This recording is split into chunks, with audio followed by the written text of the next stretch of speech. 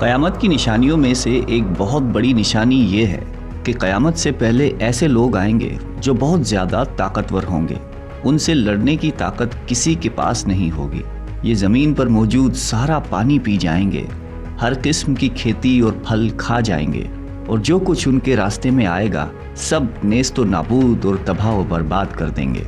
इस खूनख्वार कौम के बारे में हम बचपन से सुनते आ रहे हैं और आज इसके बारे में हम इस वीडियो में बात करेंगे, यानी याजूज और माजूज।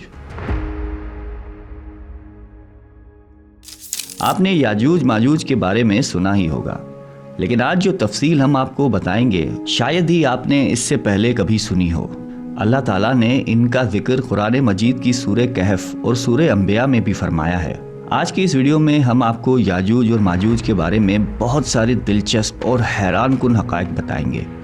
याजूज और माजूज कौन हैं, ये कैसे दिखते हैं, रहते कहाँ हैं, आएंगे कब, और बहुत कुछ। दुनिया में कुल 4 बादशाह ऐसे गुजरे जिन्होंने अपने वक्त में पूरी दुनिया पर हुकूमत की है, जिनमें से 2 मुसलमान थे और 2 काफिर।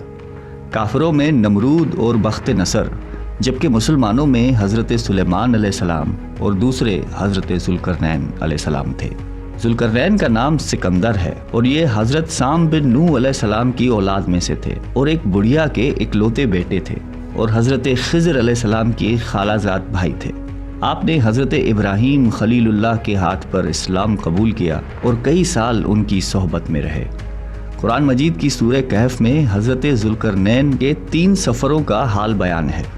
ये 3 ज़बरदस्त सफ़र उन्होंने किए और इन 3 सफ़रों का हाल हम आज आपको इस वीडियो में बताएंगे, जो बहुत ही अजीब और हैरान कुन है। पहले सफ़र की कहानी ये है कि साम बिन नूह अलैहिस्सलाम की औलाद में से एक शख्स आबे हयात के चश्मे से पानी पी लेगा तो उसको मौत ना आएगी। तो हज़रत ज़ुल्करनैन उस आबे हयात की तलाश में मगरिब का सफ़र शुरू करते हैं और आपके साथ हज़रत खिज़र अलैहिस्सलाम भी हैं। हज़रत खिज़र तो आबे हयात के उस चश्मे तक पहुंच गए और उसका पानी भी पी लिया, मगर हज़रत ज़ुल्करनैन के मुक़द्दर में वो नहीं था और आपको आबे हयात न मिल सका। हज़रत ज़ुल्करनैन का सफ़र जारी था और आप चलते चलते ऐसे मकाम पर पहुँचे क्योंकि मगरिब में ही सूरज गुरूब होता है। वो बिल्कुल दुनिया के आखिरी कोने में आ गए और सूरज गुरूब होने के वक्त आपको ऐसा मंजर नजर आता जैसे एक स्याह चश्मे में सूरज डूब रहा है। जैसे हम समंदरी सफर करते हैं तो हमें ऐसा लगता है कि सूरज जो है वो समंदर के अंदर डूब रहा है, लेकिन मगरिब के आखिर में आप इतना आगे पहुंच चुके थे जो दुनिया का आखिरी कोना था। वहाँ उनको एक अजीब कौम मिली जो जानवरों की खाल पहने हुए थी। उसके बाद अब बारी है उनके दूसरे सफर की। ये सफर मशरिक की तरफ था, यहाँ तक के चलते चलते आप ऐसी जगह पहुँचे जहाँ से सूरज तुलू होता है। आप सूरज तुलू होने की जगह पर जा पहुँचे। आपने वहाँ पर देखा कि वहाँ ऐसी कौम है जिनके पास कोई इमारत और मकानात नहीं है। उन लोगों का ये हाल था कि जब सूरज तुलू हो जाता तो ये गारों में चले जाते, जमीन के अंदर चले जाते, और जब सूरज ढल जाता तो गारों से निकल कर अपनी रोजी रोटी की तलाश में निकल जाते। ये लोग मनसक कहलाते हैं। हज़रत ज़ुल्करनैन ने उन लोगों के हुजूर भी इस्लाम की दावत पेश की। वहाँ पर भी कुछ लोग ईमान लाए और कुछ लोग अड़े रहे और आपसे जंग भी की, लेकिन बहरहाल आपने उन लोगों को भी काबू कर लिया। अब उनका तीसरा सफर शुमाल की तरफ था। आप चलते चलते 2 पहाड़ों के दरमियान पहुंच गए तो वहाँ भी आबादी अजीब व गरीब थी। उनकी ज़बान बहुत अजीब व गरीब थी। उन लोगों के साथ इशारों में बहुत मुश्किल से बातचीत की जा सकती थी। उन लोगों ने हज़रत ज़ुल्करनैन से याजूज और माजूज के जुल्म व सितम की शिकायत की और आपसे मदद मांगी कि आप हमें इनके जुल्म से बचाएं। याजूज माजूज कौन थे? ये एक फसादी गिरोह है और इन लोगों की तादाद बहुत ज़्यादा है, जिसका अंदाज़ा इस हदीस मुबारक से लगा सकते हैं कि हज़रत अब्दुल्ला बिन उमर रज़ी अल्लाह ताला अन्हु ने फरमाया कि जिन्हों उन्स की कुल 10 हिस्से हैं, उनमें से 9 हिस्से याजूज माजूज हैं, बाकी 1 हिस्सा इंसान है। अब ज़रा गौर करें कि इस वक्त दुनिया में 7 बिलियन इंसान, 7 अरब लोग रहते हैं, तो उस हिसाब से तकरीबन 70 बिलियन याजूज माजूज हो सकते हैं और उनकी तादाद बढ़ रही है। और जिस वक्त याजूज माजूज आएंगे न जाने उस वक्त दुनिया में कितने लोग होंगे। इनमें मर्द भी होते हैं और औरतें भी होती हैं और उनके 3 गिरोह हैं, एक तावीन, दूसरा तारीज़ और तीसरा मनसक।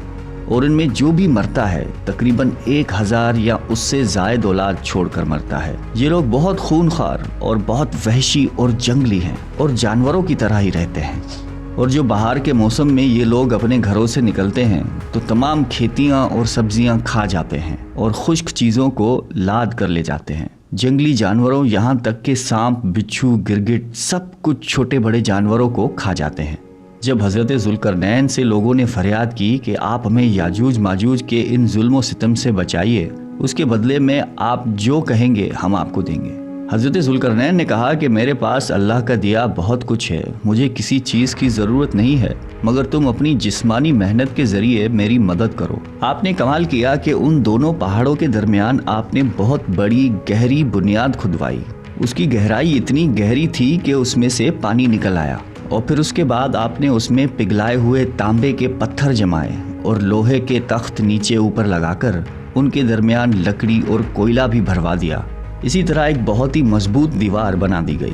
آج کے زمانے میں جس کو ہم کنکریٹ کی دیوار کہتے ہیں، یہ اس سے بھی زیادہ مضبوط دیوار ہے۔ اب ہوا کیا کہ یاجوج ماجوج دیوار کی ایک طرف اور یہ قوم دیوار کی دوسری طرف ہے۔ اب حدیث پاک میں ہے کہ یاجوج ماجوج روزانہ اس دیوار کو توڑ دیتے ہیں، مگر دن بھر جب محنت کرنے کے بعد اس کو توڑنے کے قریب پہنچ جاتے ہیں تو ان میں سے ایک کہتا ہے کہ چلو باقی کل توڑیں گے، لیکن اللہ کی شان کہ دوسرے دن وہ دیوار اس سے زیادہ مضبوط ہو جاتی ہے اور اپنی اصل شکل میں آ جاتی ہے۔ پھر اگلے دن جب دیوار توڑنے کا وقت آتا ہے تو پھر کوئی کہتا ہے کہ چلو باقی کل توڑ لیں گے، دوسرے دن پھر ایسا ہوتا ہے، تیسرے دن پھر ایسا ہوتا ہے، مگر ایک دن آئے گا جب اللہ کی رضا ہوگی کہ قیامت سے پہلے یہ باہر نکلیں گے، تو انہی میں سے کوئی شخص کہے گا کہ انشاءاللہ کل اس دیوار کو توڑیں گے۔ تو پھر جب وہ دوسرے دن آئیں گے تو انشاءاللہ کی برکت ظاہر ہوگی اور پھر یہ دیوار ٹوٹ جائے گی۔ نبی اکرم صلی اللہ علیہ وآلہ وسلم کا مفہوم ہے قیامت قائم نہ ہوگی جب تک یاجوج ماجوج نہ آ جائیں۔ یہاں آپ کو بتاتے چلیں کہ یاجوج ماجوج کے نکلنے سے پہلے دنیا کن چیزوں سے محروم ہو جائے گی۔ حضرت ابن عباس رضی اللہ تعالیٰ عنہ نے فرمایا کہ اللہ تعالیٰ نے 5 نہروں کو جنت سے جاری فرمایا۔ یہ 5 دریا ایک ہی چشمے سے جاری ہوئے ہیں۔ اللہ تعالیٰ نے حضرت جبرائیل علیہ السلام کے ذریعے جنت کے اس چشمے کو پہاڑوں کے اندر امانت رکھ دیا اور پہاڑوں سے نہروں کو زمین پر جاری فرما دیا ہے، جس سے لوگ طرح طرح کے فوائد حاصل کرتے ہیں۔ جب یاجوج ماجوج کے نکلنے کا وقت ہوگا تو اللہ تعالیٰ جبرائیل علیہ السلام کو زمین پر بھیجیں گے اور وہ 6 چیزوں کو زمین سے اٹھا کر لے جائیں گے۔ وہ چیزیں کون سی ہوں گی؟ دنیا سے قرآن پاک اٹھا لیا جائے گا، سارا علم بھی اٹھا لیا جائے گا، حجرہ اسود بھی اٹھا لیا جائے گا، مقام ابراہیم بھی اٹھا لیا جائے گا، حضرت موسیٰ علیہ السلام کا تابوت، اور ہم نے جو ان 5 نہروں کا ذکر کیا ہے یہ بھی گویا واپس اٹھائی جائیں گی۔ یہ چیزیں جب اس دنیا سے اٹھا لی جائیں گی تو دنیا اور دین کی برکت روئے زمین سے اٹھ جائے گی اور لوگ ان برکتوں سے بالکل محروم ہو جائیں گے۔ کیسا دور ہوگا ذرا سوچئے۔ اب ہو سکتا ہے کسی کے ذہن میں سوال آئے یاجوج ماجوج دیکھنے میں کیسے ہے، ان کا چہرہ کیسا ہوگا، آنکھیں اور بال کیسی ہوں گی؟ تو ان کا جواب یہ ہے کہ حدیث پاک میں یاجوج اور ماجوج کے بارے میں آیا ہے کہ وہ چوڑے چہرے والے، چوڑی آنکھوں والے اور موٹے بالوں والے ہوں گے۔ یاجوج ماجوج کا ظہور اس وقت ہوگا جب حضرت عیسیٰ علیہ السلام دجال کو قتل کر چکے ہوں گے۔ قتل دجال کے بعد حضرت عیسیٰ علیہ السلام کو حکم الہی ہوگا کہ مسلمانوں کو کوہ طور پر لے جائیں، اور اس لیے کہ کچھ ایسے لوگ اب ظاہر ہونے والے ہیں جن سے لڑنے کی کسی میں طاقت نہیں ہوگی۔ پھر یاجوج ماجوج کا ظہور ہوگا۔ یاجوج ماجوج کے نکلنے پر دنیا میں عجیب و غریب فساد برپا ہو جائے گا۔ ان کی آمد نہایت خطرناک ہوگی، اس قدر زیادہ ہوں گے کہ ان کا پہلا گروہ جب بحریہ تبریہ سے گزرے گا تو سمندر کا پورا پانی پی کر اس کو سکھا دیں گے۔ جب وہ دوسرا گروہ آئے گا تو وہ حیران ہو کر چلے گا کہ یہاں تو کبھی پانی تھا ہی نہیں، بلکہ پانی سارا ختم ہو جائے گا، اتنا بڑا لشکر ہوگا۔ یہ لوگ دنیا میں فساد، قتل و غارت سے فارغ ہو جائیں گے۔ مسلمان تو کوہ طور پر حضرت عیسیٰ علیہ السلام کے ساتھ ہوں گے تو یہ کہیں گے کہ زمین والوں کو تو قتل کر لیا، اب آؤ آسمان والوں کو قتل کریں۔ خدا کی قدرت دیکھیں، پھر آسمان سے جب نیچے گریں گے تو ان پر خون لگا ہوگا۔ یہ اپنی انہی حرکتوں میں مشغول ہوں گے اور وہاں پہاڑ پر حضرت عیسیٰ علیہ السلام اپنے ساتھیوں سمیت موجود ہوں گے۔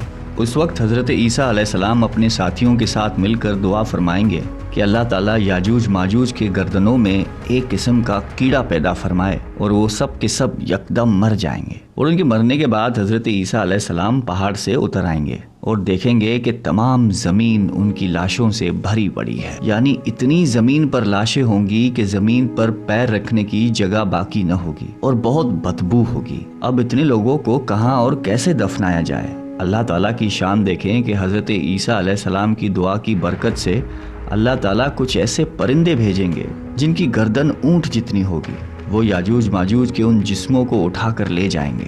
یاد رہے یہ تو ان کو دنیا میں ملنے والی سزا ہے، ان کو جہنم میں بھی دردناک عذاب دیا جائے گا، کیونکہ ان کے کثیر گناہ ہیں۔ ایک تو یہ کہ انہوں نے ظلم و زیادتی، قتل و غارت کا بازار گرم کیا ہوا تھا، اور دوسرا یہ کہ ایمان بھی نہیں لائے تھے۔ حالانکہ ان کو ایمان کی دعوت دینے کے لیے ہمارے پیارے نبی حضرت محمد صلی اللہ علیہ وآلہ وسلم تشریف لے گئے تھے۔ حضرت ابن عباس رضی اللہ تعالیٰ عنہ فرماتے ہیں کہ نبی پاک نے فرمایا کہ معراج کی رات اللہ تعالیٰ نے مجھے یاجوج ماجوج کو دعوت اسلام دینے کے لیے بھیجا۔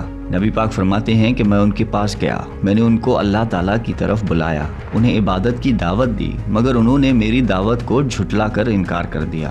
اور فرماتے ہیں کہ اللہ تعالیٰ کے نافرمان بندوں اور اولاد ابلیس کے ساتھ دوزخ میں جائیں گے۔